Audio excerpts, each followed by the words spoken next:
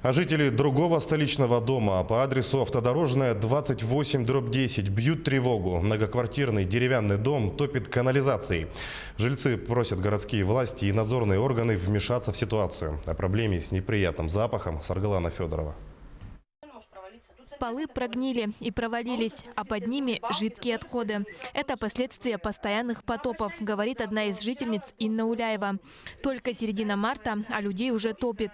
И без того ветхий дом в любой момент может рухнуть.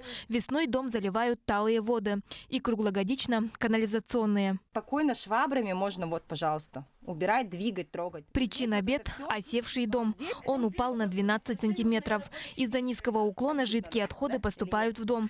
По словам жильцов, с декабря не работает канализация. Протечка проходит из центральной вот канализации, и вот где-то вот в области этого дома, нашего дома, водоканал об этом знает прекрасно. Не первый раз мы уже об этом говорили, что идет протечка. Они говорили, да, мы устраним. Вот мы будем полностью переделывать. Переделывать, да, они начали переделывать, но тем не менее вот эта труба сейчас, она рабочая стоит, то есть люди туда сливают, оно не втекает в общий колодец, оно втекает вот именно вот под дом. Дом 71-го года постройки, возведен на болотистой местности. Из-за этого он оседает. Управляющая компания регулярно откачивает воду, но это решает проблему лишь временно. Чтобы выйти из квартиры, нужно постараться. Надо преодолеть препятствия. Под полом замерзшая канализационная вода. Весной все это оттает.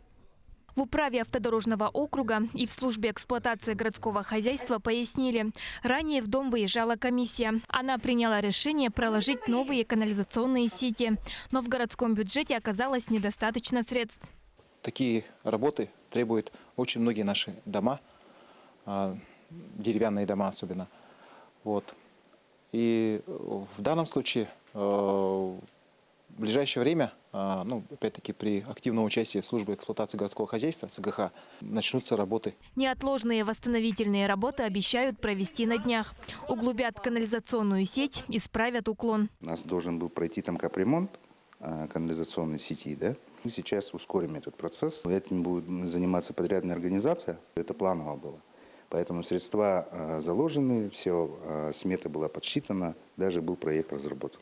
Жильцы с опасением ждут весеннее половодье и очень надеются на скорейшее восстановление канализации. Мы будем следить за дальнейшим развитием ситуации. Саргалана Федорова, Павел Пахомов, Григорий Хлопков, Якутск.